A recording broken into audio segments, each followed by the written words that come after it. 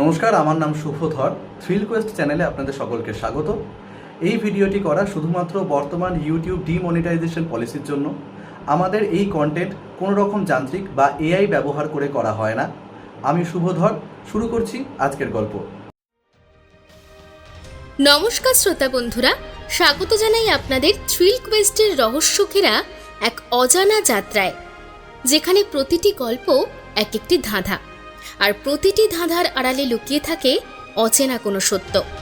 এখানে প্রশ্নই পথ দেখায়, আর উত্তর কখনোই সহজে ধরা দেয় না। তাহলে মনোযোগ দিয়ে শুনুন আর নিজেই খুঁজে নিন রহস্যের সূত্র। শুরু হচ্ছে আজকের গল্প।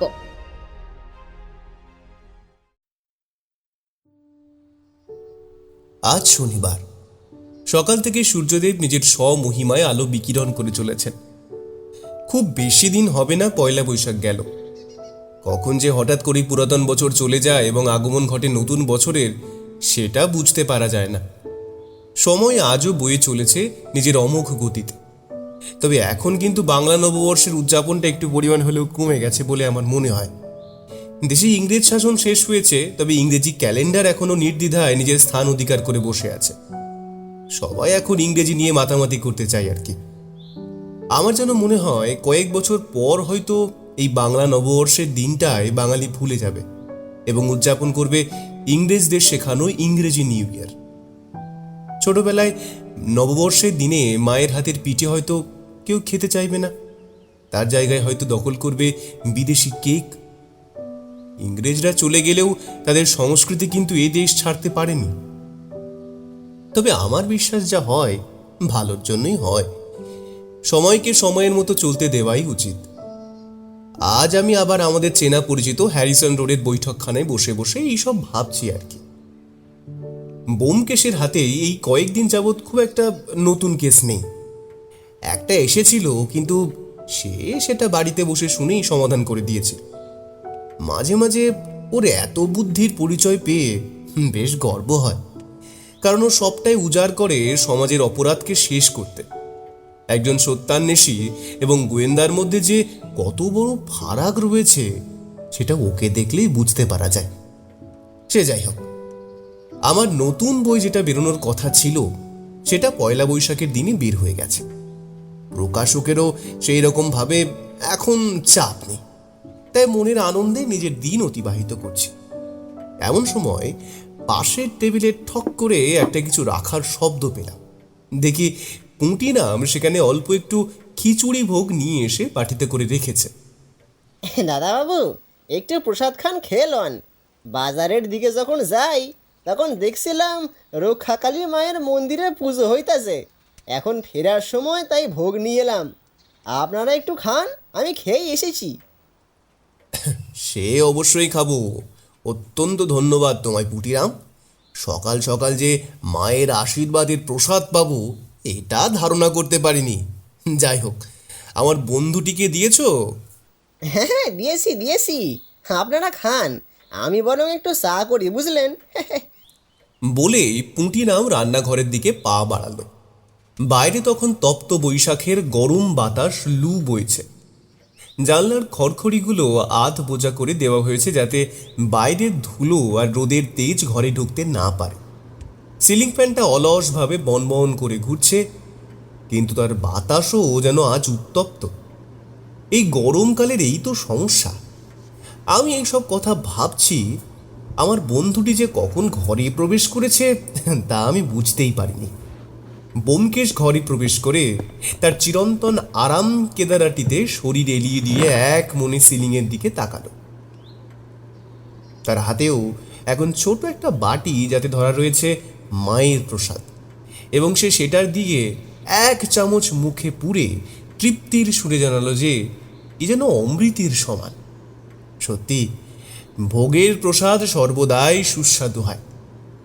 আমিও পাশের ছোট গোল টেবিলটায় নিজের প্রসাদের খেয়ে রাখা বাকি অংশটুকুর সদ্ব্যবহার করতে মনোনিবেশ করার চেষ্টা করলাম। এমন সময় হঠাৎ ব্যোমকেশ বলে উঠল, বন্ধু, তোমার সেই রক্তমুখী নীলার কেসটা মনে আছে? ডায়মন্ড হারবারের সেই জমিদারের কাহিনী। আমি খেতে খেতেই মুখে তুলে তাকালাম। তারপর বললাম, মনে রাখবে না কেন? হ্যাঁ, মনে থাকবো না আবার? সেই যে যেবার চোর আলমারি না খুলে সিন্দুকের নিচে মেজে খুঁড়ে হিড়িটা সুটকে পড়েছিল। আমার কথা শুনেও মৃদু হাসল। তার হাসিতে এক ধরনের প্রচ্ছন্ন তৃপ্তি ফুটে উঠল।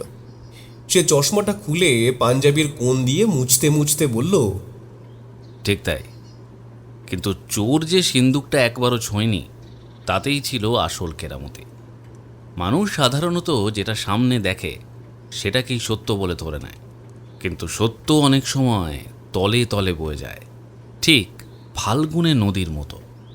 সেদিন সেই চোর জানতো যে সিন্দুকটা ছিল কেবল একটা ডিকয় বা দৃষ্টি আকর্ষণের বস্তু।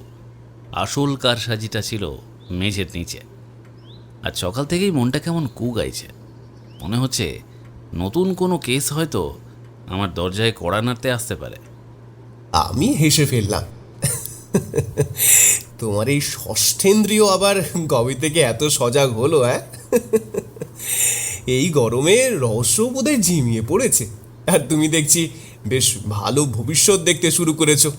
তা ব্যাপারটা কি? হ্যাঁ?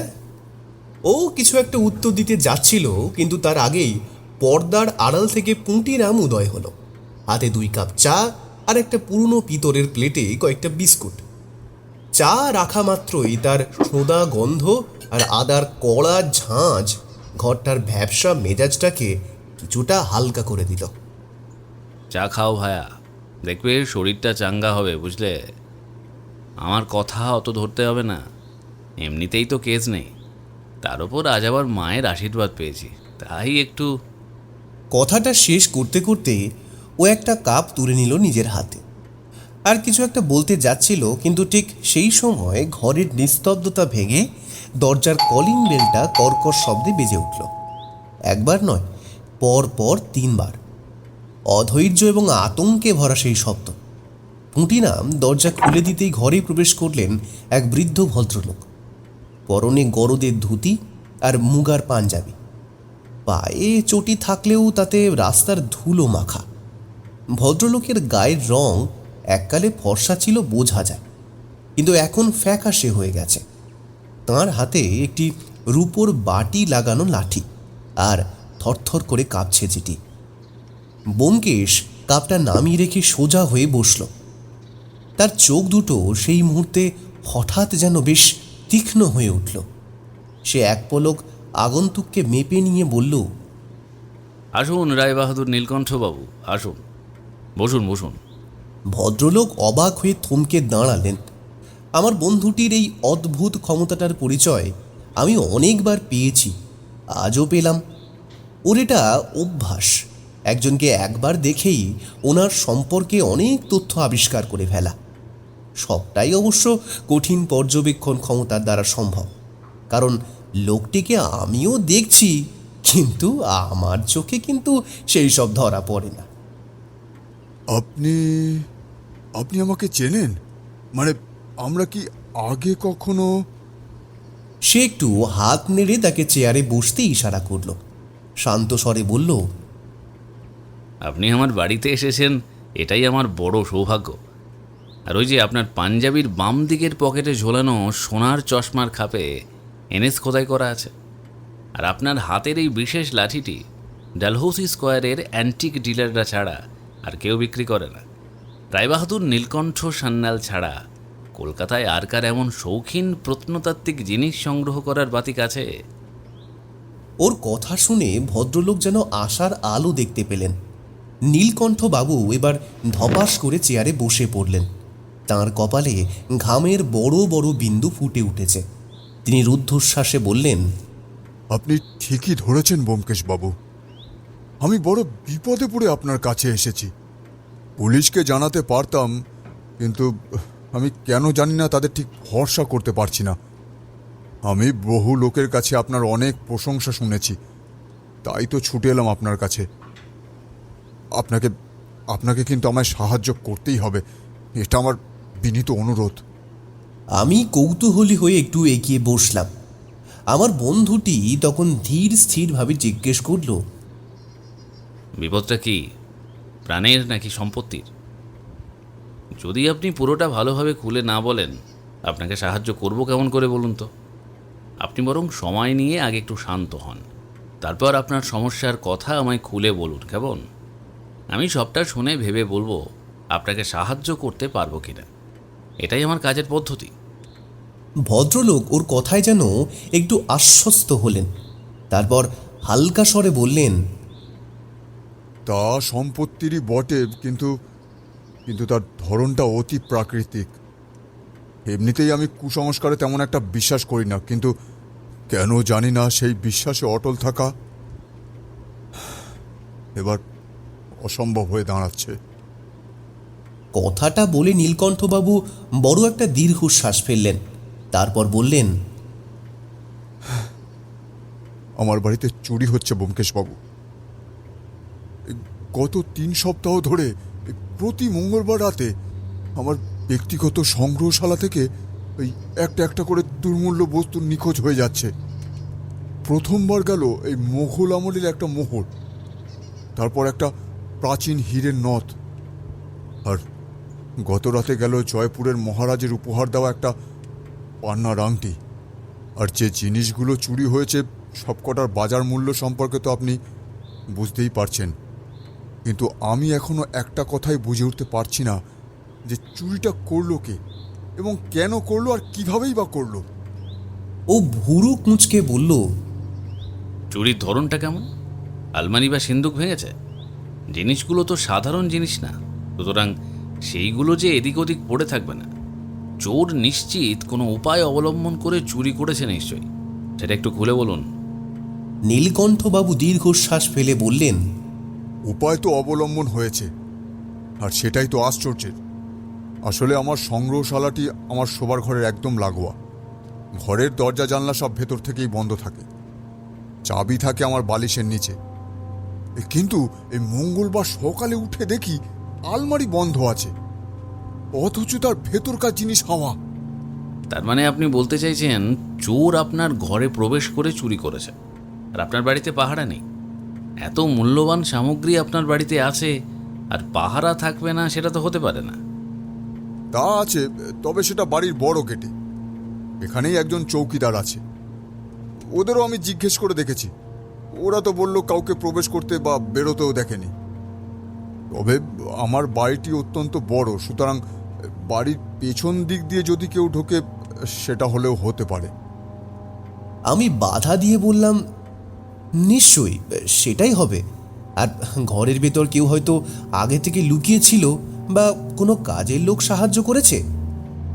নীলকণ্ঠবাবু মাথা নাড়লেন, তারপর জানালেন, কিন্তু আমার বাড়ির ভৃত্যরা বেশ বিশ্বস্ত, 10 বছরেরও বেশি সময় ধরে আছে। আর সবচেয়ে আশ্চর্যজনক জিনিস হলো এই প্রতিটা চুরির সময় এক অদ্ভুত সুগন্ধ সারা ঘরে ছেয়ে যায়। মানে কি বলবো, একটা তীব্র মাদকতাপূর্ণ যেন নীল পদ্মের ঘ্রাণ। সেই গন্ধ নাকে গেলেই কারোর কোনো হুঁশ থাকে না, যেন কোনো জাদু মন্ত্রে আমরা গভীর ঘুমে তলিয়ে যাই। সকালে যখন ঘুম ভাঙে তখন কেবল সেই সুগন্ধের একটা রেশ ঘরে থেকে যায়। জিনিসটা আমি প্রথম দিকে আন্দাজ করতে পারিনি। প্রথম দুটো চুরি যে হয়েছে সেটাও ধরতে পারিনি। তবে 3 নম্বর চুরিটা হবার সময় আমার মনে সন্দেহ হয়। তাই তখন বাকি জিনিসগুলো তল্লাশি নিতে গিয়ে জানতে পারি যে 3টে জিনিসই নেই। ব্যোমকেশ এবার তার চশমাটা চোখে পড়ে নিল। তার ঠোঁটের কোণে সেই পরিচিত রহস্যময় হাসি। সে মৃদু স্বরে বিড়বিড় করল, নীলপদ্ম, চৈত্র বৈশাখ মাসে নীলপদ্মের আঘ্রাণ। এ তো কেবল ঘ্রাণ নয় রায় বাহাদুর, এ হলো গোপন সংকেত। আচ্ছা নীলকণ্ঠবাবু, আপনার বাড়িতে বর্তমানে আর কারা থাকেন? নীলকণ্ঠবাবু আমতা আমতা করে বললেন, দেখুন, আমার পরিবার তেমন একটা বড় নয়। আমার বাড়িতে তাই লোক সংখ্যাও অত্যন্ত কম। আমার অত্যন্ত প্রিয় আমার ভাইপো সুরজিৎ আছে। সে একটু শৌখিন প্রকৃতির, কম বয়সের ছেলে, বুঝতেই তো পারছেন। ইদানিং একটু খারাপ সঙ্গও ধরেছে। তবে আমার বিশ্বাস সে সঠিক সময় তার ভুলটা বুঝতে পেরে ভালো কাজে ফিরে আসবে। আর বাপ মা মরা ছেলে, ছোট থেকে আমার কাছেই মানুষ, তাই আমিও খুব একটা শাসন করতে পারি না, বুঝলেন। এছাড়াও আমার বাড়ির আর এক সদস্য হলো আমার আশ্রিতা বিমলা। ও ঘর দৌড় দেখাশোনা করে, মানে বাড়ির টুকটাক কাজ করে দেয় আর সঙ্গে রান্নাবান্নাও করে দেয়। আর আছেন আমার একান্ত সচিব হরেনবাবু। ওনার বয়স এখন তা প্রায় ধরুন 55 কাছাকাছি হবে, তবে বেশ শক্তপোক্ত এবং বুদ্ধিমান মানুষ। আমার ব্যবসার সমস্ত কাজ উনি দেখাশোনা করেন। বলতে পারেন উনি আছেন বলেই আমি এত নিশ্চিন্তে ঘুরে বেড়াতে পারি। আমার যেই পুরনো অ্যান্টিক জিনিসপত্র জমাবার শখ, সেগুলোর হদিস তো সব হরেনবাবুই আমায় দেন। তবে এদের কাউকেই আমি সন্দেহ করতে পারছি না, বুঝলেন। ব্যোমকেশ উঠে দাঁড়ালো। জানলার খড়খড়িটা একটু ফাঁক করে বাইরের আকাশের দিকে তাকিয়ে বলল, সন্দেহ তো পরে আসবে নীলকণ্ঠবাবু, আগে দেখতে হবে ওই নীল পদ্ম কোন জলাশয়ে ফোটে। বন্ধু, তৈরি হয়ে নাও, আজ বিকেলেই আমাদের নীলকণ্ঠবাবুর বাড়িতে যাত্রা করতে হবে। মনে হচ্ছে এই বৈশাখের তপ্ত দুপুরে সত্যের অনুসন্ধানটা বেশ সুগন্ধজনক হতে চলেছে। নীলকণ্ঠবাবু আশ্বস্ত হয়ে উঠে দাঁড়ালেন, কিন্তু তাঁর চোখে মুখে ভয়টা তখনও কাটেনি। তিনি নমস্কার করে বেরিয়ে যাবেন, সেই সময় আমার সত্যান্বেষী বন্ধুটি বলে উঠল, একটা কথা মনে রাখবেন নীলকণ্ঠবাবু, রহস্যটা যতটা অলৌকিক মনে হচ্ছে, তার শিকড় হয়তো ততটাই লৌকিক। তবে যতই যা কিছু হয়ে যাক, অপরাধ যখন ঘটেছে, তার সত্যতা যাচাই করার ভার যখন আমার কাঁধে এসে পড়েছে, আমি কিছুতেই পিছিয়ে আসব না। আপনি নিশ্চিন্ত হয়ে বাড়ি ফিরে যান, এই চোরের শেষ আমি দেখেই ছাড়ব। ভদ্রলোক বিদায় নিলেন। ঘরের ভেতর এখন কেবল ফ্যানের ঘোরার শব্দ কানে আসছে। আমি ওর দিকে তাকিয়ে বললাম, কি মনে হচ্ছে? ও টেবিল থেকে একটা পেন্সিল তুলে নিয়ে খেলা করতে করতে বলল, মনে হচ্ছে নীলকণ্ঠবাবু সবটা বলেননি ভায়া, উনি অনেক কিছু লুকিয়ে গেলেন। সবটা যদি জানতে পারতাম তবে বেশ ভালো হতো। নীলপদ্মের সাথে তার পুরনো কোনো স্মৃতির যোগ আছে, যা তিনি গোপন করছেন। সে যাই হোক, যেটুকু জানতে পেরেছি তা দিয়েই কাজ শুরু করতে হবে। এখন চলো, দুপুরের খাওয়া দাওয়াটা সেরে একটু ঘুম দেওয়া যাক, বিকালে রোদ কমলে বেরোবো, কেমন?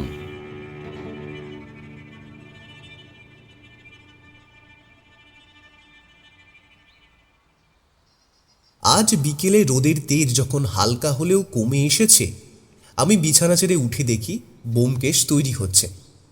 আমি কিছুই বুঝতে পারলাম না। ও তো বলেছিল সন্ধ্যার পর পর যাবে, এ তো সবে বিকেল 5টার কাছাকাছি। আমি জিজ্ঞেস করায় সে বলল, বুঝলে ভায়া, কিছু জিনিস বাড়ির বাইরে দিয়ে দেখলে হয় না। শুধু ভালো করে মনে করো নীলকণ্ঠবাবু কি বলেছিলেন। তিনি আমাদের বলেছিলেন ভদ্রলোকের বাড়ির পেছনের দেওয়ালের দিকে একটি রাস্তা আছে, আর সেই বাড়ির পেছনে ছোটোখাটো জঙ্গল আছে। সুতরাং চোর যদি সেই দিক দিয়েই প্রবেশ করে, অবশ্যই কোনো সূত্র ছেড়ে যাবে। সুতরাং বাড়ির কেউ যখন এখন আমাদের চেনে না, আগে আমরা একা গিয়ে জায়গাটা ভালো করে দেখে আসব, তারপর বাড়ির ভিতরে প্রবেশ করব মূল গেট দিয়ে। আর আমার এই পরিকল্পনা সন্ধ্যাবেলা ঘটানো সম্ভব নয়, অন্ধকার হয়ে যাবে, তাই এমন সময় বেরোনোই ভালো। আমি বুঝলাম ওর এই পরিকল্পনা একদম সঠিক, তাই আর দেরি না করে অতি দ্রুত তৈরি হয়ে নিলাম। রাস্তায় বেরিয়ে একটা হলুদ ট্যাক্সি থামিয়ে উঠে বসলাম তাতে। ট্যাক্সিটা যখন হ্যারিসন রোড ছেড়ে রাসবিহারী অ্যাভিনিউয়ের চওড়া রাস্তায় পড়ল, তখন আকাশের এক কোণে সিঁদুরে মেঘের আভাস। ব্যোমকেশ ট্যাক্সির এক কোণে বসে জানলার বাইরে তাকিয়ে কি যেন ভাবছিল। তার হাতে একটা আধ পোড়া সিগারেট, যা থেকে মাঝে মাঝে ছাই ঝরে পড়ছে, কিন্তু সেদিকে তার কোনো ভ্রুক্ষেপ নেই। আসলে আমি জানি ও কোনো বিষয় নিয়ে গভীর চিন্তা করলে এমন অন্যমনস্ক হয়ে পড়ে।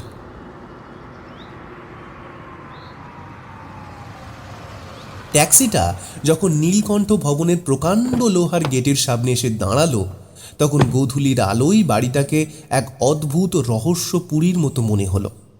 তবে আমরা সেখানে দাঁড়ালাম না, বরং ট্যাক্সিটাকে বাড়ির পেছনের দিকে একটা ছোট গলির কাছে দাঁড়াতে বললাম। তারপর আমরা দুইজন নেমে এগিয়ে গেলাম বাড়ির পেছনের রাস্তা ধরে। রাস্তাটা বেশ নির্জন, খুব একটা লোকেদের বাড়ি নেই এখানে। তবে যেটা আছে সেটা হলো একটি বড় পাঁচিল। এটা যে নীলকণ্ঠবাবুর বাড়ির বাউন্ডারি ওয়াল সেটা বলে দিতে হয় না। দেওয়ালটা বেশ পুরনো এবং সেখানে জায়গায় জায়গায় ইটের ফাঁক দিয়ে ছোট ছোট লতানো গাছ উঁকি মারতেও দেখলাম। মাঝে মাঝেই দেখা মিলছে ভাঙা নোনা ধরা ইটের সারি। এরই মধ্যে আমি দেখলাম ব্যোমকেশ একটা জায়গায় এসে থামল। তারপর জায়গাটা ভালো করে লক্ষ্য করে পাঁচিলের গায়ে হাত রেখে শরীরটা উঁচু করে পাঁচিলের অপর প্রান্তে দেখার চেষ্টা করল। তারপর সেখান দিয়ে নেমে হালকা হাতটা ঝেড়ে বলল, একটা কথা একদম পরিষ্কার হওয়া গেল যে চোর এসেছিল এবং সে এই বাড়ির পেছনের রাস্তায় ব্যবহার করেছিল। কারণ বাড়ির পেছনে জঙ্গল বেশ ঘন হলেও ওখানে একটা সরু জঙ্গল কেটে এগোনোর রাস্তা তৈরি হয়েছে। চোর 3 বার আসলে সেটা হয় স্বাভাবিক। আর একটা প্রমাণ মিলেছে, সেটা হলো পাঁচিলের গায়ে একটা সিগারেট, অর্থাৎ যে ব্যক্তি চুরি করেছে সে সিগারেট খায়। বেশ বিত্তবান চোর মনে হচ্ছে। ছিঁচকে চোর হলে বিগড়ি অবধি মানা যায়, এই যে খোদ সিগারেট, বেশ পসার হয়েছে আজকাল চোরেদের দেখছি। হ্যাঁ, কি বলো ভাইয়া? সে তো হয়েছেই, তবে চোর সরাসরি মাটিতে পা রাখতে পারতো না। যে বাড়ির ওই আম গাছটা যে দেখছো, ওটা বেয়েই ভিতরে প্রবেশ করত এবং পাঁচিল টপকাতে তাকে সাহায্য করত এই আম গাছটাই, বুঝলে হে? তার মানে বলছো চোরের সাক্ষী এই বিশাল আমবৃক্ষ? চোরের সাক্ষী মাতাল শুনেছিলাম, এ তো অদ্ভুত ব্যাপার। যাই হোক, চলো বাড়ির সামনে দিয়ে এবার আসল বাড়ির ভিতরে প্রবেশ করা যাক নাকি? হ্যাঁ, ট্যাক্সিতে ওঠো। তোমার মুখ খুললেও আমাদের বাড়ির পেছনে আসার কথাটা যেন কোনো ক্রমেই ফাঁস না হয়। এটা অত্যন্ত গোপনীয়, মনে থাকে যেন। আমরা আবার ট্যাক্সিতে উঠে বসতেই সেটা স্টার্ট দিল এবং গিয়ে দাঁড়ালো নীলকণ্ঠবাবুর পেল্লাই বাড়ির সামনে। আর বাড়ির বাইরে লেখা নীলকণ্ঠ ভবন। বুঝতে পারলাম ভদ্রলোক নিজের নাম অনুসারে তার বাড়ির নাম রেখেছেন। পুরনো কলকাতার বনদিয়ানা আর ইউরোপীয় স্থাপত্যের এক আশ্চর্য মিশেল এই বাড়ি।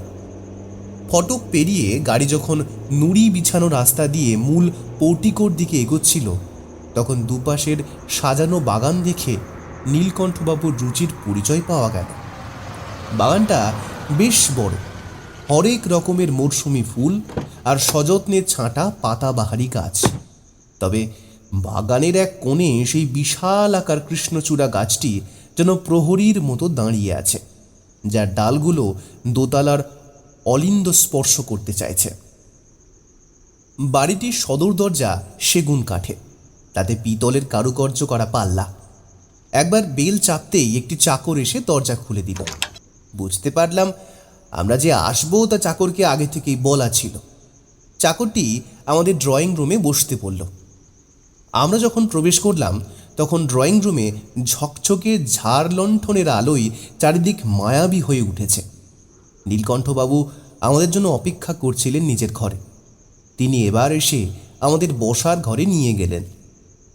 আরে আসুন আসুন, আপনাদের জন্যই তো অপেক্ষা করছিলাম। রাস্তায় কোনো অসুবিধা হয়নি তো? শুনুন, আপনার কথা মতো আমি বাড়ির সবাইকে বলে রেখেছি যে আপনি ওদের কিছু জিজ্ঞাসাবাদ করবেন। ওরা প্রত্যেকেই রাজি, কোনো অসুবিধা নেই। সেটা না হয় হবে, তবে আপনার সংগ্রহশালাটি একবার দেখতে চাই। এটা তো আশা করি আপনার শোয়ার ঘর। এই ঘরের সাথেই তো আপনার সংগ্রহশালাটি, তাই না? হ্যাঁ, ওই তো ওই পাশের ঘরটি। চলুন আমি আপনাদের দেখাচ্ছি। আমরা এবার প্রবেশ করলাম ভদ্রলোকের সংগ্রহশালায়। এটা যেন ঘর নয়, একটি ছোটোখাটো জাদুঘর।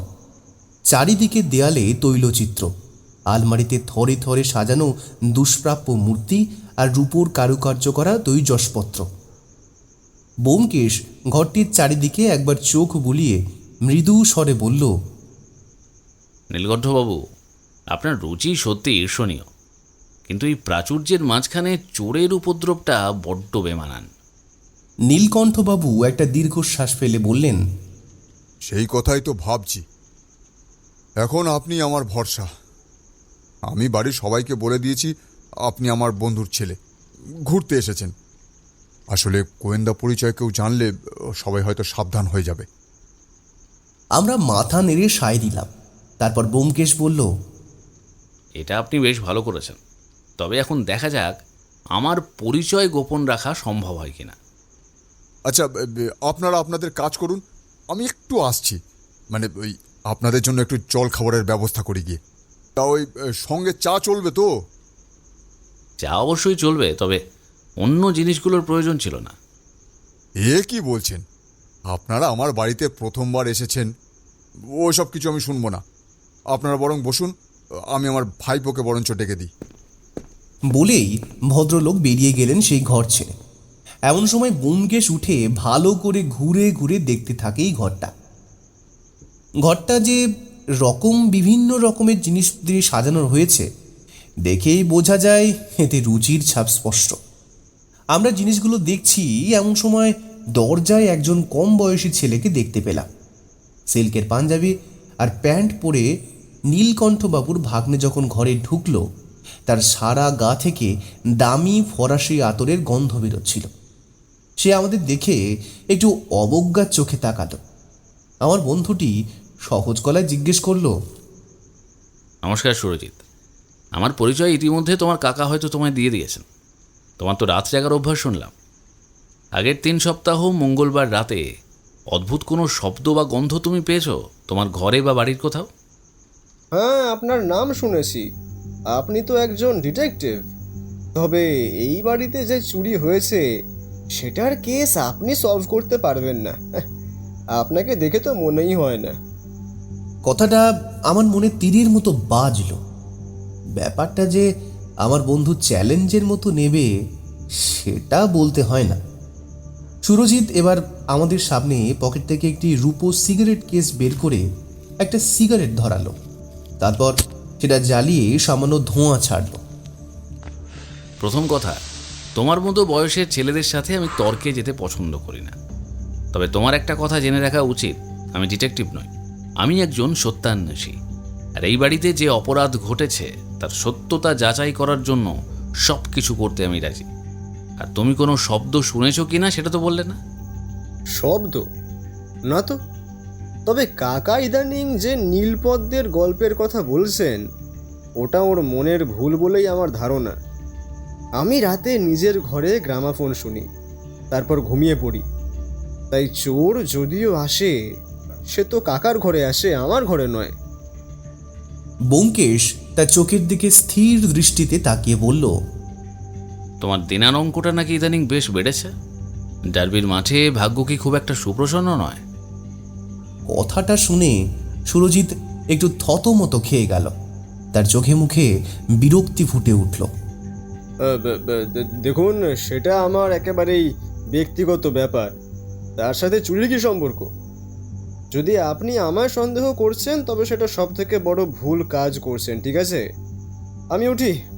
আর কোনো তথ্য আপনাকে দেওয়ার প্রয়োজন আমি মনে করি না।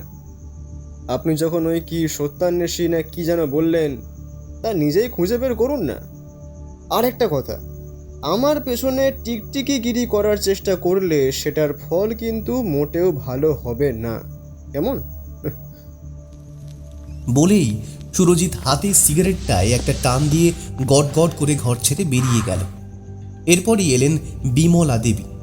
গম্ভীর মুখ, কপালে বড় সিঁদুরের টিপ, তাঁর কোমরে ঝোলানো চাবির গোছাটা মাঝে মাঝেই ঝনঝন শব্দ করে তার উপস্থিতির জানান দিচ্ছে। ভদ্রমহিলা কেমন যেন অতিরিক্ত পরিমাণ সতর্ক বলে আমার মনে হলো। ব্যোমকেশ বিনীতভাবে জিজ্ঞেস করল, বিমলা দেবী, বাড়ির সব চাবি কি আপনার কাছেই থাকে?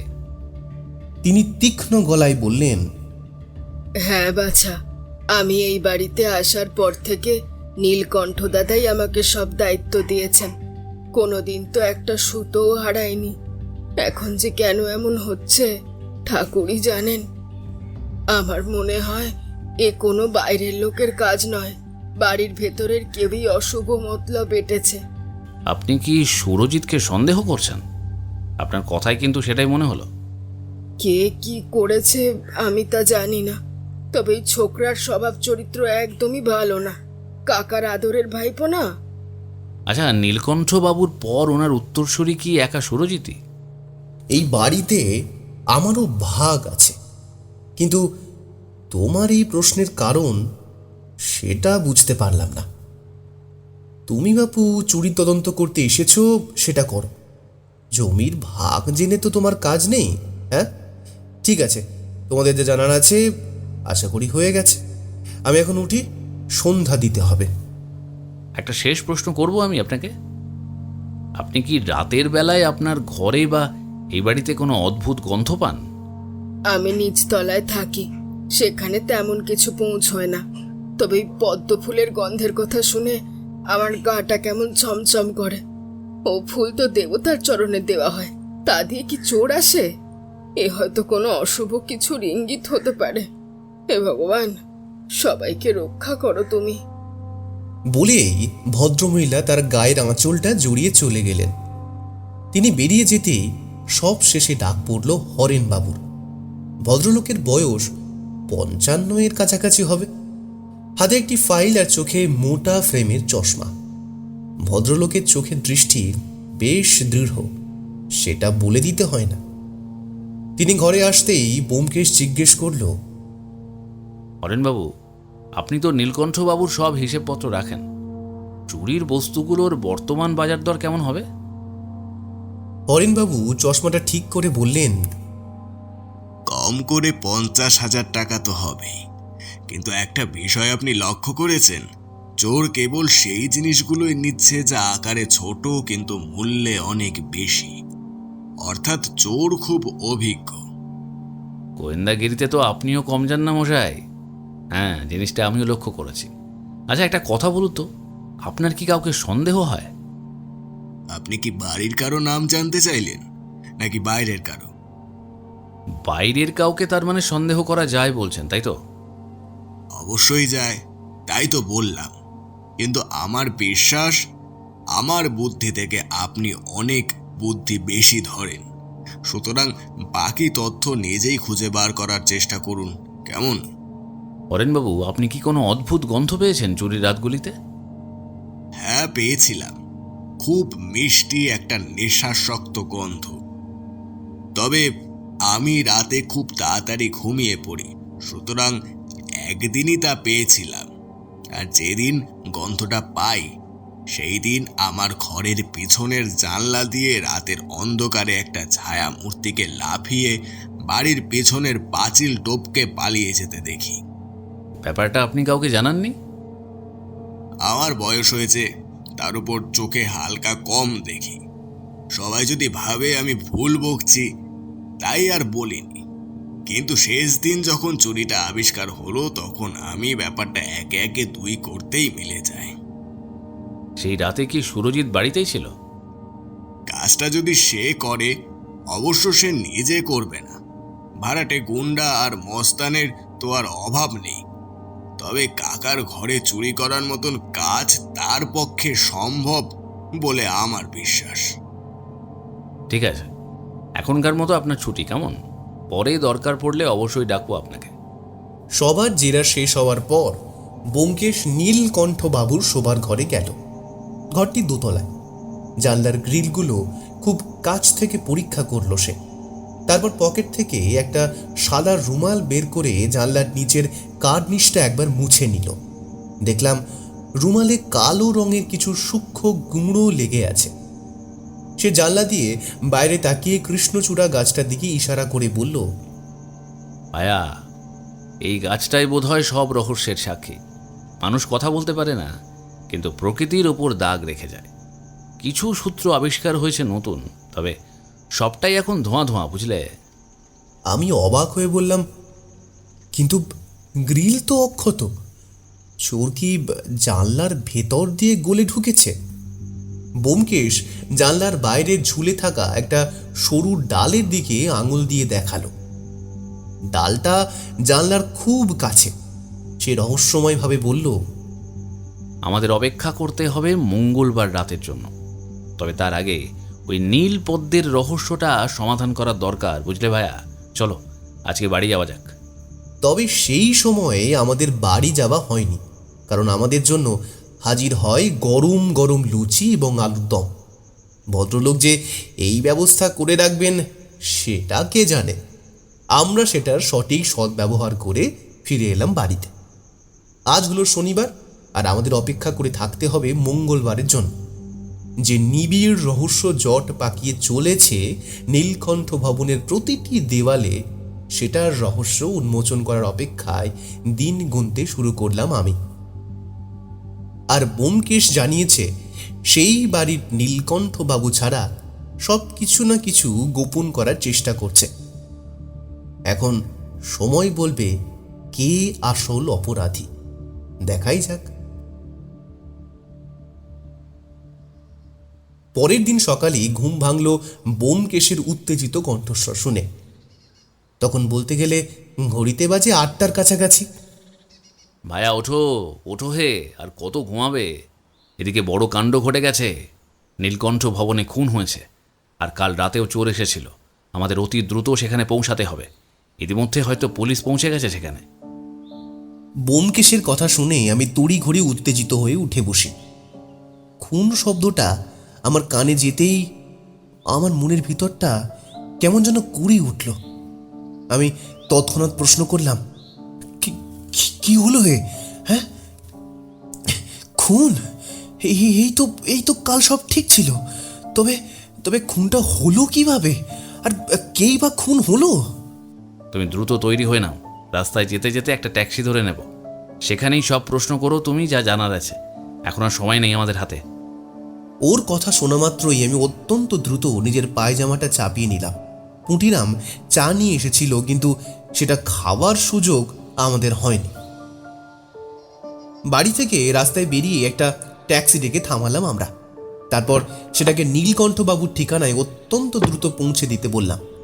গাড়িতে উঠেই আমি আর নিজের মনের কৌতূহল সামলাতে না পেরে জিজ্ঞেস করেই ফেললাম, এবার বলো কে খুন হয়েছে? হ্যাঁ, মানে আমার তো সব গুলিয়ে যাচ্ছে। আর নতুন কিছু কি চুরি গেছে বাড়ি থেকে? চুরি গেছে কিনা সেটা জানি না, তবে খুন হয়েছেন আমাদের বিমলা দেবী। ওনার সাথে যে কারো শত্রুতা থাকতে পারে সেটা তো আমি জানতামই না। ভদ্রমহিলাকে দেখেও একবারও মনে হয়নি তিনি চুরির সাথে যুক্ত। কেন খুন হতে হলো তাকে, এটাই এখন সব থেকে বড় প্রশ্ন হে। আচ্ছা, হতেই তো পারে যে ভদ্রমহিলা চোর নন, তবে চোরের সাথে হাত মিলিয়ে চুরিগুলো করেছিলেন এবং শেষে শেষ জিনিসটা চুরি করে ওনাকে মেরে পালিয়ে যায়। কত কেসেই তো এই ব্যাপারটা ঘটেছে আমাদের সাথে। দেখো, অনুমানটা উড়িয়ে দেওয়া যায় না, তবে ভদ্রমহিলার সাথে যে কারো কোনো শত্রুতা থাকবে সেটা আমি ভাবতেই পারছি না। সে যাই হোক, গিয়েই দেখা যাক না। তুমি এবার নিজের কৌতূহল সামলে একটু বসো, কারণ একটা জিনিস নিয়ে আমি একটু ভাবছি, বুঝলে? ওর কথার উপর আর কথা বলা চলে না। আমি চুপ করে গেলাম। ওকে দেখি চুপচাপ বাইরে গাড়ির জানলা দিয়ে তাকিয়ে আছে এবং কি যেন ভাবছে। ওর মনে যে এখন কি চলছে ও নিজেই জানে। কেসটা তো কাল অবধি সাধারণ চুরির ব্যাপার ছিল এবং এই মুহূর্তে খুন হয়ে যাওয়ায় সেটি আরো জটিল হয়ে গেছে। ঠিক আধা ঘন্টার মাথায় আমরা পৌঁছে গেলাম নীলকণ্ঠ ভবনের ঠিক বাইরে। আজ দেখি বাইরে কলকাতা পুলিশের 3টে গাড়ি দাঁড়িয়ে আছে গেটে, আর কয়েকজন সশস্ত্র পুলিশের লোক দাঁড়িয়ে আছে সেখানে। আমরা বাড়ির ভিতরে এগিয়ে এসেছি দেখে ওদের মধ্যে 2জন সেলাম ঢুকলো। আমি বুঝলাম এরা ব্যোমকেশের পূর্ব পরিচিত। আমরা বাড়ির ভিতরে প্রবেশ করব, ঠিক এমন সময় বাড়ির বাইরে একজন মানুষের চেনা পরিচিত কণ্ঠস্বর শুনতে পেলাম। সামনে আসতে বুঝতে পারলাম তিনি আর কেউ নন, খোদ পুলিশের বড় কর্তা দাসবাবু। দাসবাবু আমাদের অনেক কেসেই সাহায্য করেছিলেন, তাই ওনাকে নিয়ে আমাদের কোনো চিন্তা নেই। কি হে ব্যোমকেশ বাবু, খুন হতে না হতেই গন্ধে গন্ধে আপনি হাজির। কলকাতা শহরে আপনি ছাড়া কি অপরাধের মীমাংসা হওয়া অসম্ভব নাকি? না দাসবাবু, আমি এই বাড়িতে একটি চুরির কেসের তদন্ত করছিলাম, কালই এসেছিলাম। নীলকণ্ঠবাবু নিজে আমাকে অ্যাপয়েন্টমেন্ট করেছেন এই কাজে। আপনি ওসব ছাড়ুন, আগে বলুন বডি কোথায়, খুনটা কিভাবে হলো? এখানে না দাঁড়িয়ে তবে মার্ডার স্পটে যাওয়া যাক। আপনার সব উত্তর সেখানেই পেয়ে যাবেন আপনি। আচ্ছা, আপনি কি এই খুনটা হতে পারে আগে থেকেই আন্দাজ করেছিলেন? কাল ওনাদের তো আপনি জেরা করেছিলেন। ভদ্রমহিলার মনে কি কোনো দ্বিধা লক্ষ্য করেছিলেন? সেরকম কিছু না, সাধারণ কথাবার্তাই হয় আমাদের মধ্যে। আচ্ছা, আপনি কি আপনাদের ডাক্তারকে খবর দিয়েছেন? পোস্টমর্টেম রিপোর্টটা আমার কিন্তু দরকার লাগবে, সুতরাং আপনি যদি সেটা করতে না দিয়ে থাকেন বলে দিন সেটা শুরু করতে। ওদিক দিয়ে আমি কাঁচা কাজ করি না, আপনি নিশ্চিন্তে থাকুন। দেখলেন কি হয়ে গেল ব্যোমকেশ বাবু? আমার বাড়িতে তো এমন কিছু হতে পারে সেটা তো আমি স্বপ্নেও কল্পনা করতে পারি না। দেখুন, আপনি যখন চুরির তদন্তভার গ্রহণ করেছেন তখন এই খুনের তদন্ত আপনিই করুন। খুনির উপযুক্ত শাস্তি কিন্তু আমার চাই। বলেই ভদ্রলোক এগিয়ে গেলেন নিজের ঘরের দিকে। আমরা পা বাড়ালাম বাড়ির পেছনের দিকে, ঝোপঝাড়ের দিকে।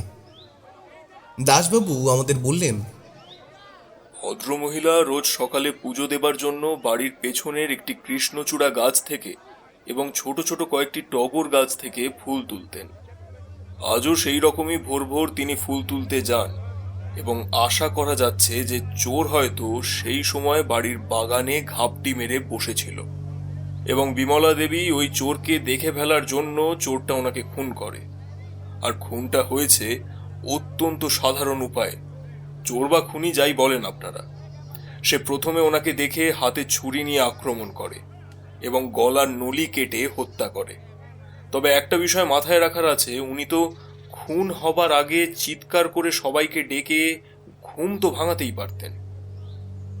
আপনার অনুমান সঠিক, তাই আপনাকে আমি পোস্টমর্টেমটা করতে বললাম।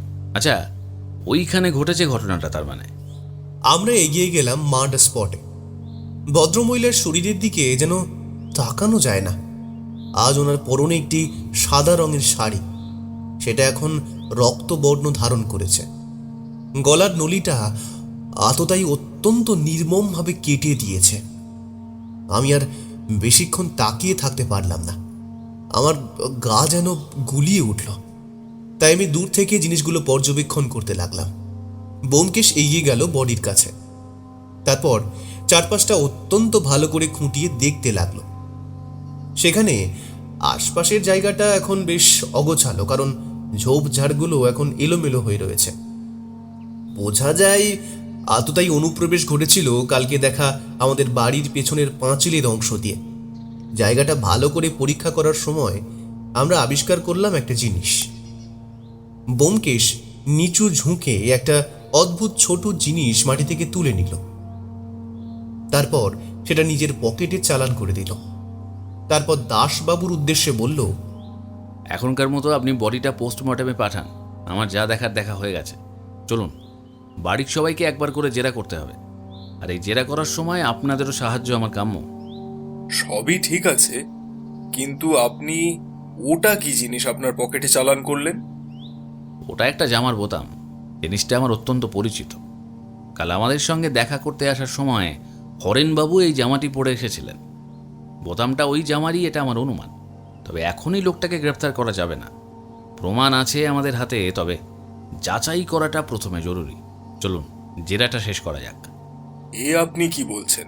খুনির হদিশ পেয়ে গিয়েও চুপ করে থাকবো?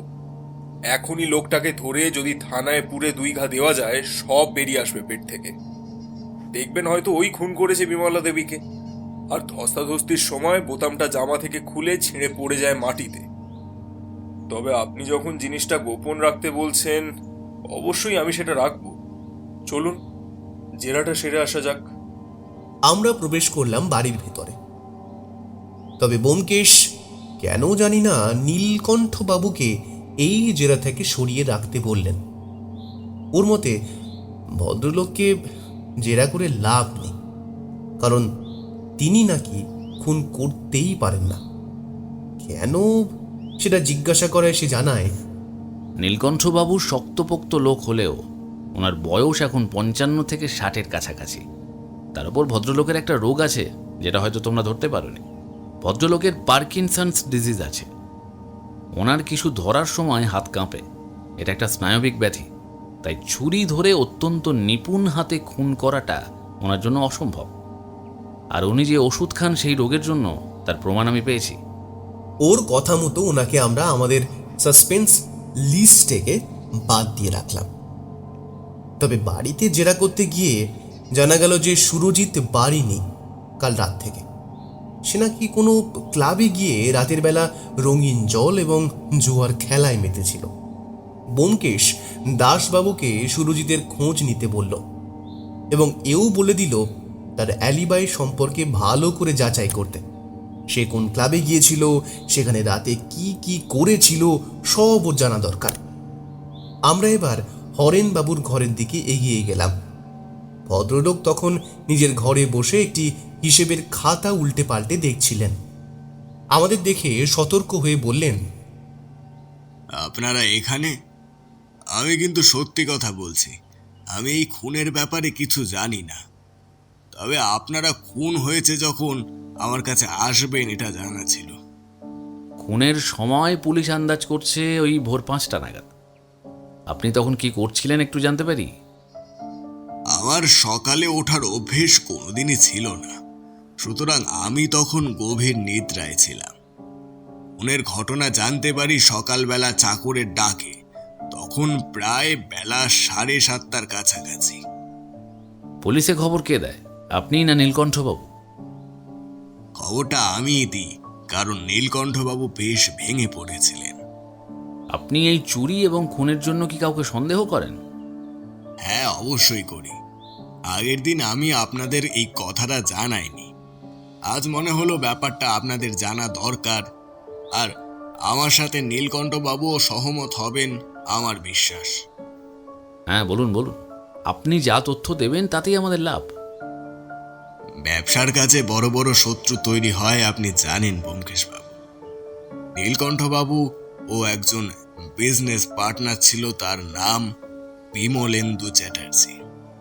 আজ থেকে 2 বছর আগে তিনি আত্মহত্যা করেন। আর আত্মহত্যা করার কারণ হলো বিশ্বাসঘাতকতা। আসলে সেই ব্যবসাতে নীলকণ্ঠবাবু এবং বিমলেন্দু বাবু দুইজনই টাকা লাগান, কিন্তু শেষ মুহূর্তে এই বিমলেন্দু বাবুর অসাবধানতাবশত বিজনেসের সব টাকা চুরি যায় এবং সেই টাকা চুরির দায় গিয়ে পড়ে ওনার উপর। পরে পুলিশ ঘটনাস্থলে ওনার বাড়ি থেকেই সব টাকা উদ্ধার করে। লোকটা নিজের এত বড় অপমান সহ্য না করতে পেরে আত্মহত্যার পথ বেছে নেয়। আর এখন 2 বছর পর তার ছেলে হয়তো এই ঘটনার প্রতিশোধ নেওয়ার জন্য চুরিগুলো ঘটাচ্ছে। আমি এও খবর পেয়েছি বিমলেন্দুর ছেলে নিহারেন্দ্র নাকি পণ করেছে তার পিতার মৃত্যুর প্রতিশোধ সে নীলকণ্ঠবাবুর উপর নেবে। তার জন্যই হয়তো তিনি খুনটা করতে পারে। অসংখ্য ধন্যবাদ আপনাকে এই মূল্যবান তথ্যটা দেওয়ার জন্য।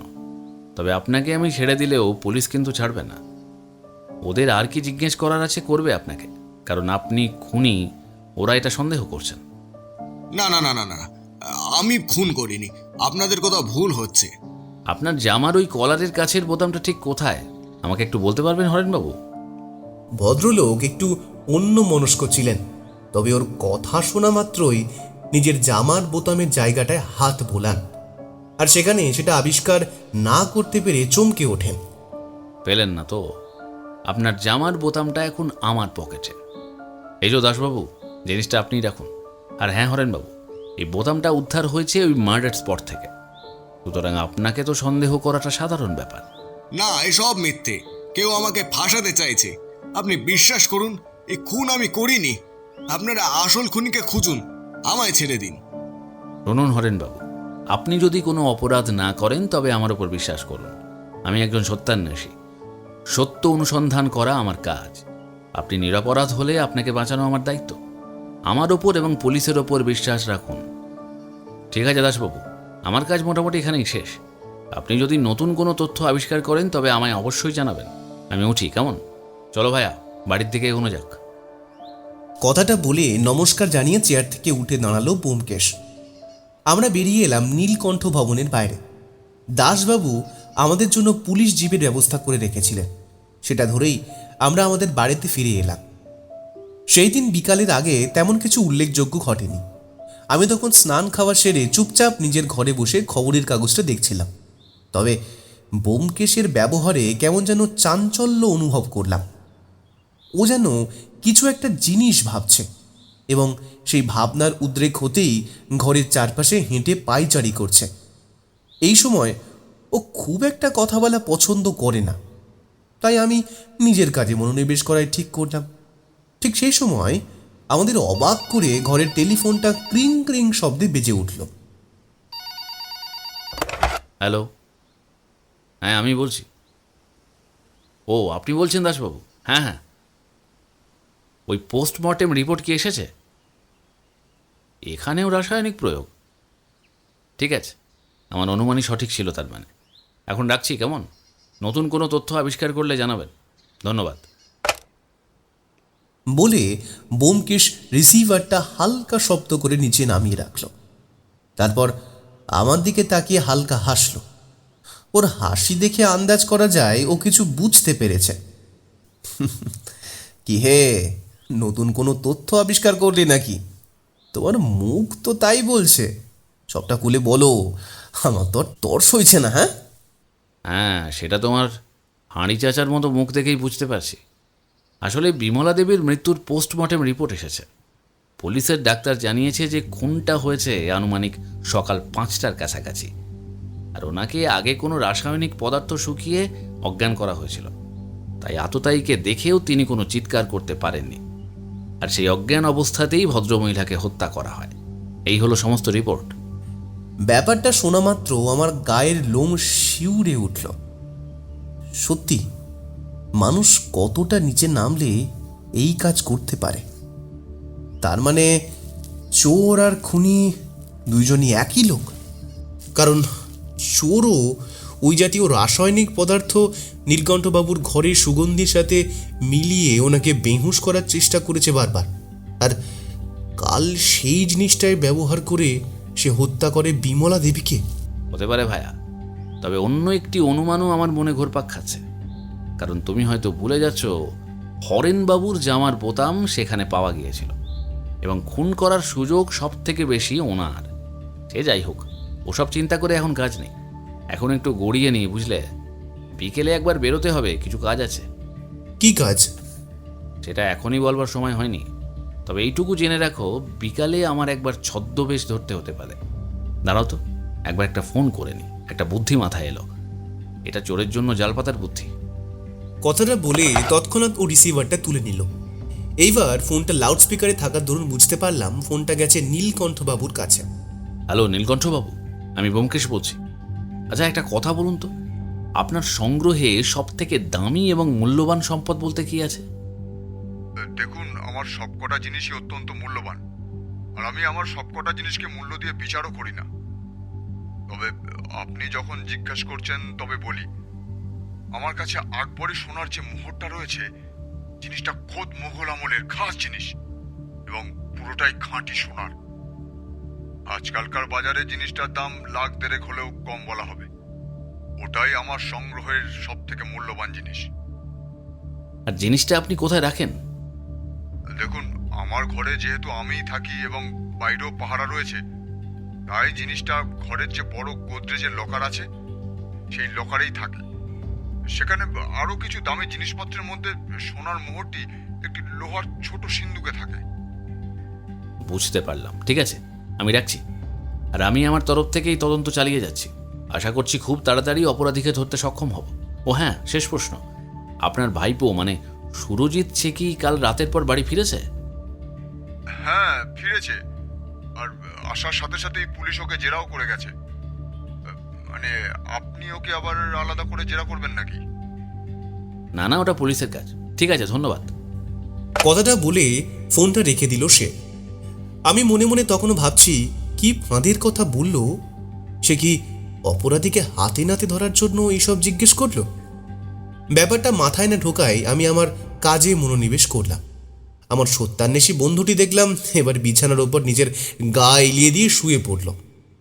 লিখতে লিখতে কখন যে চোখ লেগে গেছে খেয়াল করিনি। যখন চোখ খুলি তবে বিকাল তখন কটা হবে? ওই 5টা নাগাদ হবে, 5:30 নাগাদ হবে, 5টা কি 5:30 নাগাদ হবে আর কি। একজন চশমা পরা বাবু গোছের লোককে আমাদের ঘরে দেখে বেশ অবাক হয়ে গেলাম। লোকটার পরনে দেখলাম ওই সাদা রঙের ধুতি এবং সাদা পাঞ্জাবি, চোখে একটি সোনালি রঙের চশমা আর নাকের নিচে একটি ছোট গোঁফ এবং হাতে একটি সোনার হাতলযুক্ত লাঠি, এবং সে যে মুখে পান চেবোচ্ছে সেটা তার লাল ঠোঁট দেখে বোঝা যায়। আমি ওনাকে দেখে তৎক্ষণাৎ উঠে বসলাম, তারপর বললাম, কে আপনি?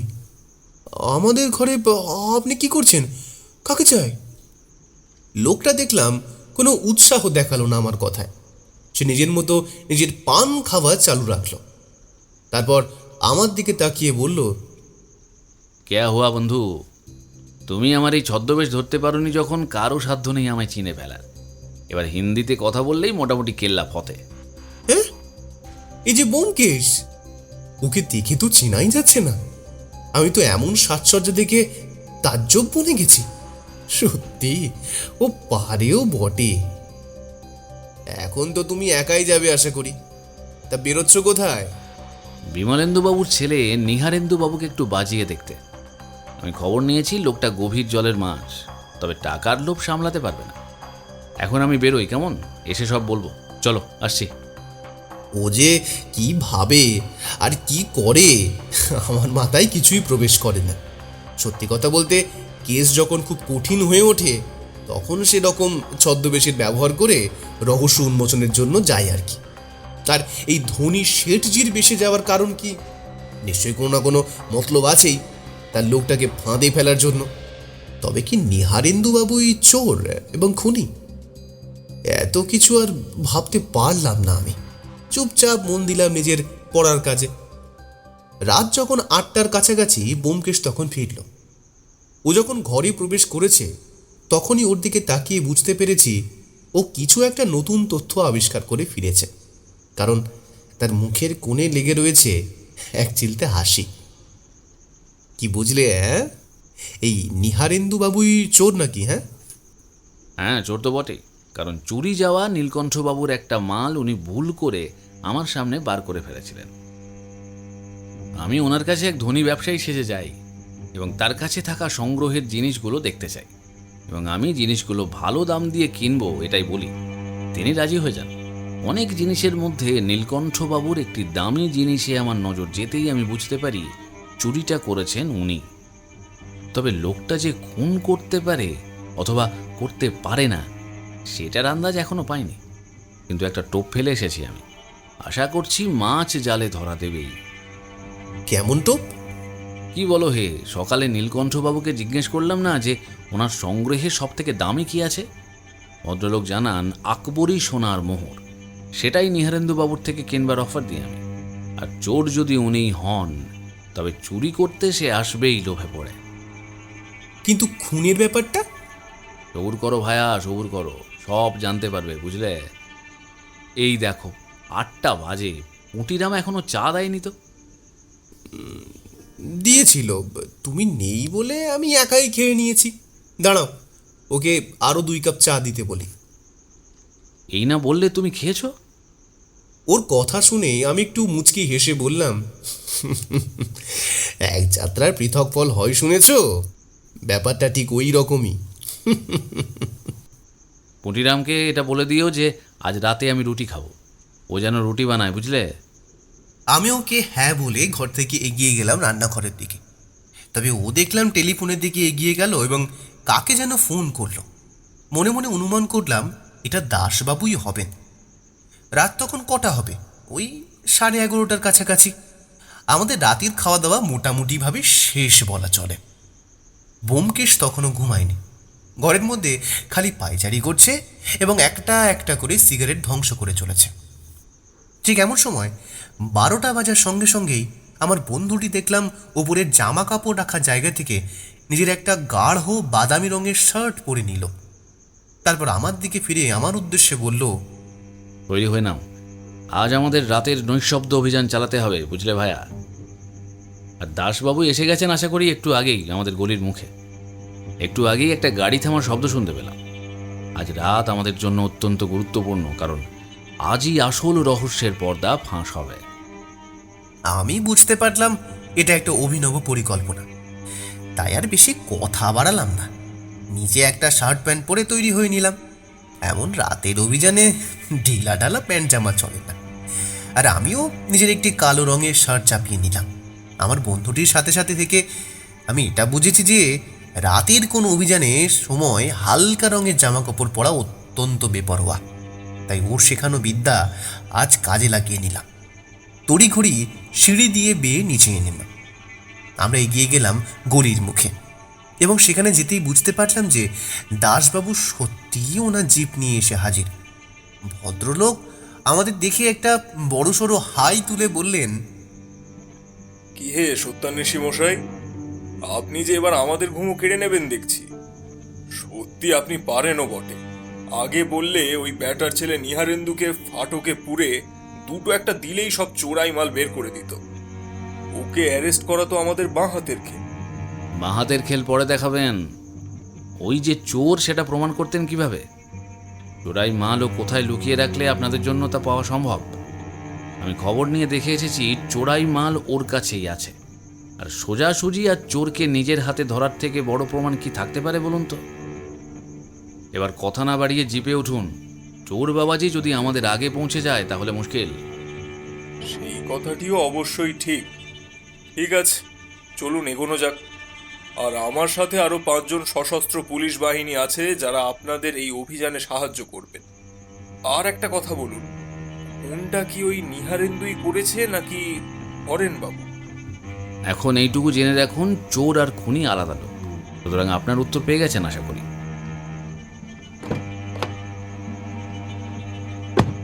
আমরা গাড়িতে উঠতেই গাড়ি স্টার্ট দিয়ে দিল।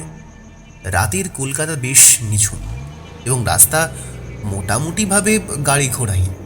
তাই এমন রাস্তায় গাড়ি চালিয়ে আমাদের নীলকণ্ঠ বাবুর বাড়ির কাছে পৌঁছাতে সময় লাগলো প্রায় 30 মিনিটের কাছাকাছি। অন্য সময় হলে এটা ঘন্টাখানেকের সময় লেগে যেত। আমরা বাড়ির কাছে পৌঁছাতেই গাড়িটা অনেকটা দূরে রেখে এলাম বাড়ি থেকে। আমরা এবার পেছনের দেওয়াল টপকে প্রবেশ করলাম বাড়ির ভেতরে। বাড়ির লোকজন যে সবাই এতক্ষণে নিদ্রা দেবীর শরণাপন্ন সে আর বলে দিতে হয় না। আমরা সোজাসুজি এগিয়ে গেলাম বাড়ির সেই অংশে যেখানে নিহারেন্দু বাবু থাকেন। বাড়িটার নিচে সেই জানলার কাছে সেখানে একটি বড় ঝোপ ঝাড় ছিল। আমরা দুই বন্ধু সেইখানে গিয়ে বসলাম। দাসবাবু এবং তার পুলিশ বাহিনী বাগানের আশেপাশে লুকিয়ে আছে নিজেদের পজিশন নিয়ে, কারণ যে কোনো সময় চোর এসে হানা দিতে পারে এই বাড়িতেই। বসে থাকার সময় হঠাৎ করেই আমার কানে কানে ফিসফিস শব্দ শুনতে পেলাম। সব সময় চোখ খান খোলা রেখো, যে কোনো সময় চোর বাবাজি কিন্তু চলে আসতে পারে, বুঝলে? আর কোনো রকম কোনো শব্দ করবে না, তাতে চোর সাবধান হয়ে যাবে কিন্তু। অগত্যা আর কি করি, চুপচাপ বসে থাকলাম। আজ অমাবস্যার কাছাকাছি কোনো রাত হবে, কারণ চাঁদের আলো নেই বললেই চলে। চারিদিকে ঝিঁঝি পোকার শব্দ কানে ভেসে আসছে। দূরে কোথাও একটা কুকুরকেও যেন ডেকে উঠতে শুনলাম আমরা। সত্যি রাতের এই পরিবেশ বেশ ভয়ানক। তবে এর মধ্যে সব থেকে খারাপ ব্যাপার হলো একটাই, তা হলো মশার উপদ্রব। এত মশা যেন বসা যাচ্ছে না, আর তার উপর সময় যেন কাটতেই চায় না। এক মিনিট এক ঘন্টা লাগছে সেই সময়। আমি এই সমস্ত কিছু ভাবছি, ঠিক সেই সময় আমাদের অবাক করে একটি খুট করে কোনো দরজার খিল খোলার শব্দ পেলাম। আমরা বুঝতে পারলাম বাড়ি দিয়ে কেউ হয়তো বেরিয়ে আসার চেষ্টা করছে। আর বাড়ির পেছনে দরজা দিয়েই পাঁচিল টপকেই চোর পালাবে। তবে আমাদের অবাক করে দুটো লোক বেরিয়ে এলো বাড়ির পেছনের দরজা দিয়ে। দুইজনেরই মুখ দেখার কোনো উপায় নেই এই অন্ধকারে। তবে কে ওই দুইজন? একজন নিশ্চিত নিহারেন্দু বাবুই হবেন, অন্যজন কে তবে? হরেনবাবু কি? সময় উপস্থিত, ওঠো তাড়াতাড়ি। এবার ওদের হাতে নাতে ধরার সময়। এখন চোর এবং তার চোরাই মাল দুটোই থাকবে, প্রমাণ আমাদের হাতের মুঠোয়। কথাটা বলার সাথে সাথেই ব্যোমকেশ নিজের প্যান্টের পকেট থেকে বার করে আনলো ওর রিভলভারটি, এবং খুট করে সেই রিভলভারে হালকা শব্দ শুনতে বুঝতে পারলাম আমরা তৈরি। এমন সময় একটি অত্যন্ত জোরে একটি শীষ বাজানোর শব্দ শোনা গেল, এবং বাগানের আনাচে কানাচ থেকে বেরিয়ে এলো সশস্ত্র পুলিশ বাহিনী। দাসবাবু বন্দুক তাক করে এবং সামনে টর্চের আলো ফেলতে ফেলতে এগিয়ে এলেন। আমরাও ততক্ষণে বেরিয়ে এসেছি বাইরে। আপনাদের খেলা এবার শেষ, নিহারেন্দু বাবু এবং সুরজিৎ বাবু। আপনারা এবার আত্মসমর্পণ করুন, তাতে আপনাদেরই মঙ্গল। কথাটা বলার সাথে সাথেই চিৎকার করে সুরজিৎ বলে ছেলেটি আমাদের সামনে দিয়ে পালাবার চেষ্টা করলো পাঁচিল টপকে। তবে আমার বন্ধুটি প্রস্তুত ছিল। সে তৎক্ষণাৎ নিজের বন্দুক গুছিয়ে ছুটে গেল সেই দিকে। তারপর এক ঘুষিতে ছেলেটিকে মাটিতে শুইয়ে দিয়ে হাঁপাতে হাঁপাতে বলল, আপনাদের খেলা শেষ, সব পাপের সাজা এবার হবে, প্রস্তুত হন। আর দাসবাবু, এদের দুজনকেই গ্রেফতার করুন, দুইজনই সমান অপরাধী। আর নীলকণ্ঠবাবুকে জাগানোর ব্যবস্থা করুন। ভদ্রলোককে হয়তো জলের ছিটে দিতে হতে পারে, কারণ ওনাকে অজ্ঞান করে রাখা হয়েছে। আমরা এখন নীলকণ্ঠ ভবনের অন্দরমহলে বসে এই কেসটির আলোকপাত করব। সবাই ভিতরে চলুন। আমি কাউকে ছেড়ে কথা বলবো না, আমি সবাইকে শেষ করে দেব। কোনো পুলিশ আমার কিচ্ছু করতে পারবে না। এই টিকটিকি গিরি আমার ওপর খাটবে না। হ্যাঁ, আমি ঠিক এই ঘটনার প্রতিশোধ নেব, মনে রাখিস তোরা। এখন আপাতত আপনি মুখটা বন্ধ রাখুন সুরজিৎ বাবু।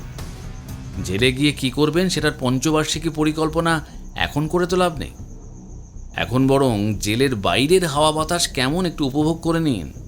আর আপনার বন্ধুটির সাজা আশা করি 2-3 বছরের বেশি হবে না, কিন্তু আপনার সাজা যে যাবজ্জীবন বা ফাঁসি অবধি হতে পারে সেটা আমার বিশ্বাস। সুতরাং আপনি বরং চুপচাপ বসুন। এখন রাত প্রায় 2টোর কাছাকাছি। আমরা সকলে বসেছি নীলকণ্ঠ ভবনের বৈঠকখানায়। সকলে নিজে নিজের আসন দখল করে বসেছেন। উপস্থিত আছেন আমাদের মধ্যে এখন হরেনবাবু এবং স্বয়ং নীলকণ্ঠ বাবু। ভদ্রলোক বলতে গেলে অজ্ঞান হয়েছিলেন। চোখে জলের ছিটে দেওয়ায় ভদ্রলোকের জ্ঞান ফিরেছে। দাসবাবু এবং তার পুলিশ বাহিনী দাঁড়িয়ে আছে আসামিদের পাহারা দেওয়ার জন্য। আমি নিজে একটি আরাম কেদারায় মাথায় নিয়ে বসে আছি এবং অপেক্ষা করছি কখন ব্যোমকেশ কিছু বলবে। এখন রহস্য উন্মোচন হওয়ার সময় এবং আমাদের সমস্ত উত্তর পাওয়ার সময় উপস্থিত। এমন সময় আমার থেকে বেশি উত্তেজিত বোধ করি কেউ ছিল না, কিন্তু আমাকে অবাক করে নীলকণ্ঠবাবু আধো আধো কণ্ঠে বললেন, আচ্ছা, আমরা এখানে কি জন্য জড়ো হয়েছি সেটা কি জানতে পারি? আর আমার বাড়িতে পুলিশ কেন? কিছু কি হয়েছে? হ্যাঁ, হয়েছে নীলকণ্ঠবাবু। আপনার অত্যন্ত গুরুত্বপূর্ণ সম্পদ যেগুলো চুরি হয়েছে সেটা তদন্ত করতে এরা এসেছে এবং চোরকে ধরা হয়েছে হাতে নাতে এবং প্রমাণ সমেত। আর আমরা যদি সময় মতো না আসতাম তবে আপনার সংগ্রহশালাটির অত্যন্ত মূল্যবান সম্পদ সোনার আকবরী মোহরটিও চুরি হয়ে যেত। আপনার ভাগ্য একদিকে ভালো এবং খারাপ দুটোই। সব ঠিক আছে, কিন্তু আমার মাথাটা এত ঝিমঝিম করছে কেন? উফ, এটা একটু বলবেন? হ্যাঁ, এই উত্তরটা আপনাদের সকলের জানা দরকার। এখানে চোর বা খুনি দুইজন যে জিনিসটা ব্যবহার করেছে সেটা হলো ক্লোরোফর্ম, এবং সেটা ব্যবহার করেই নীলকণ্ঠবাবুকে অজ্ঞান করে চুরি করা হতো এবং সেই সুযোগেই চোরাই মাল বাইরে পাচার করা হতো। তাহলে কে এই কাজটা করেছে সেটা কি আপনারা বুঝতে পেরেছেন? আমাদের একটু বিস্তারিত বলুন। ঠিক আছে, আপনাদের আমি প্রথম থেকে সবটা খুলে বলছি, আপনারা মন দিয়ে শুনুন। আশা করি এটা শুনলে সবার মনের ধোঁয়াশা পরিষ্কার হয়ে যাবে। বলেই ব্যোমকেশ নিজের পকেট থেকে একটা সিগারেট বের করে ধরিয়ে সেটা একটা শুক টান দিয়ে তারপর বলতে শুরু করল। প্রথমেই আসি চুরির কথায়। আমি প্রথমে ভেবেছিলাম চোর একজন, তবে আমার ধারণা মিথ্যা প্রমাণ হয় পরে। কারণ একজন অচেনা চোরের পক্ষে বাড়িতে প্রবেশ করে বাড়ির কর্তাকে ক্লোরোফর্ম শুকিয়ে অজ্ঞান করে চুরি করা প্রায় অসম্ভব। তাই আমি পরে ধরতে পারি চুরিটা হয়েছে 2 জনের দায়িত্বে। আমাদের প্রথম আসামি হলেন সুরজিৎ বাবু, যার বাইরে বেশ কিছু ধার দেনা হয়েছিল জুয়া খেলে, এবং সেই ধার মেটাতে না পারলে ওনাকে প্রাণে মারার হুমকি অবধি দেওয়া হয়েছিল। তাই তিনি নিজের বাড়িতেই চুরি করবেন ঠিক করলেন, কিন্তু চোরাই মাল তিনি বাড়িতে তো রাখতে পারবেন না। তাই জিনিসটা তিনি তার জুয়ার পার্টনার বা ক্লাব হাউসের সহকারী নিহারেন্দু বাবুকে সাথে সরানোর চিন্তা করেন, এবং চুরির অভিনবত্বের জন্য ওনারা সফল হন। কিন্তু শেষ রক্ষা হলো কই? আমার পাতা ফাঁদে 2 জনই ধরা পড়েন। তাই চুরির ঘটনায় এই 2 জনই সমান দোষী। তবে আমার একটাই প্রশ্ন, বিমলাকে খুনটা করলো কে? দেখুন, ওকে যে খুন করেছে তাকে কিন্তু আমি ছাড়বো না। নিজেকে শান্ত করুন নীলকণ্ঠবাবু, দেশে আইন আদালত আছে, আমি সবটা বলছি। প্রথমে আসি নিহারেন্দু বাবুর কথায়। উনি যেহেতু আগে থেকে এই পরিবারের ওপর প্রতিশোধ নেবেন বলে রেখেছিলেন, সেটা তিনি নেবেন ভেবে আমি ওনাকে চোর এবং খুনি হিসেবে সন্দেহ করেছিলাম। তারপরে হরেনবাবুর জামার বোতাম খুনের স্থানে আবিষ্কার করে বেশ অবাক হই। খুনি কখনো নিজের জামার বোতাম সেই স্থানে ফেলে রেখে আসতে পারে না। পরে বুঝি হরেনবাবুকে অজ্ঞান করে ওনার জামার বোতাম খুলে সেই স্থানে ফেলে এসেছিল এই সুরজিৎ বাবু, যাতে পুলিশ হরেনবাবুকে খুনি মনে করে এবং উনি যে সেদিন বাড়ির বাইরে ছিলেন তিনি সেটা বোঝাতে চেয়েছিলেন। তবে ক্লাবে আমি খবর নিয়ে জেনেছি সেই রাতেই সুরজিৎবাবু ক্লাবে যান, কিন্তু রাতের বেলা ফিরে এসেছিলেন। তিনিই বাড়িতে এসে খুন করেন বিমলা দেবীকে, আর হরেনবাবু নির্দোষ। দাসবাবু নিন, এই হলো আপনার 2 আসামি। নীলকণ্ঠবাবু, আমার কাজ এখানেই শেষ। আপনার খুনি এবং চোর দুইজনই ধরা পড়েছে। এবার আমায় অনুমতি দিন, কেমন? আজ এমনিতেই রাত হয়েছে, আমরা আজ তবে উঠব। এমনিতেই আপনাকে এতটা বিরক্ত করলাম। আমার তো নিজেকেই ধিক্কার দিতে ইচ্ছা করছে ব্যোমকেশ বাবু। আমি যে দুধ কলা দিয়ে কাল সব পুষেছিলাম, ও আপদ বিদে হয়েছে, খুব ভালো হয়েছে। আমার সম্পত্তির জন্য ও বিমলাকে হত্যা করেছে। আমি তো ভেবেই পাচ্ছি না। আমার সমস্ত সম্পত্তি আমি দান করে যাব, কিন্তু এই বজ্জাতটাকে একটা কানা করিয়েও দেব না। তোকে আমি দেখে নেব টিকটিকি। জেল দিয়ে ছাড়া পেলে তোকে আমি সবার আগে শেষ করব। আমি বেঁচে থাকলে জেনে নিবি, তুই বেঁচে থাকবি না সত্যান্বেষী। দাসবাবু, ওদের দুইজনকে নিয়ে যাওয়ার ব্যবস্থা করুন। আর এই রাতে গাড়ি পাবো না, তাই একটা টেলিফোন করে একটি জিপ আনার ব্যবস্থা করুন। আমরাও বাড়ির দিকে এগিয়ে যেতে পারবো তাহলে। সেই রাতে আমাদের বাড়ি ফিরতে বেজে গিয়েছিল রাত 3:30 কাছাকাছি। তবে কিছুদিন পরে নীলকণ্ঠবাবু নিজে আমাদের বাড়ি বয়ে এসেছিলেন এই রহস্যের সমাধান করে দেবার জন্য ব্যোমকেশকে সাম্মানিক প্রদান করতে। আর সেই টাকা নেবে না বললে নীলকণ্ঠবাবু নিজে তাকে সেই সাম্মানিক নিতে বাধ্য করেন। সাম্মানিক বাবুর যে টাকা পেয়েছে তা দিয়ে অন্তত 1 মাস বসে খাওয়ার খোরাক তার হয়েই যাবে।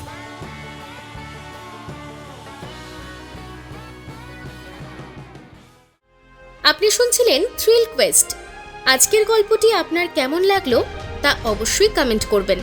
এরকম আরও রহস্যে ভরা গল্প শুনতে চ্যানেলটি সাবস্ক্রাইব করে আমাদের সঙ্গে থাকুন। আবার দেখা হবে নতুন কোনো অজানা সত্যের খোঁজে। ততক্ষণ পর্যন্ত শুভরাত্রি।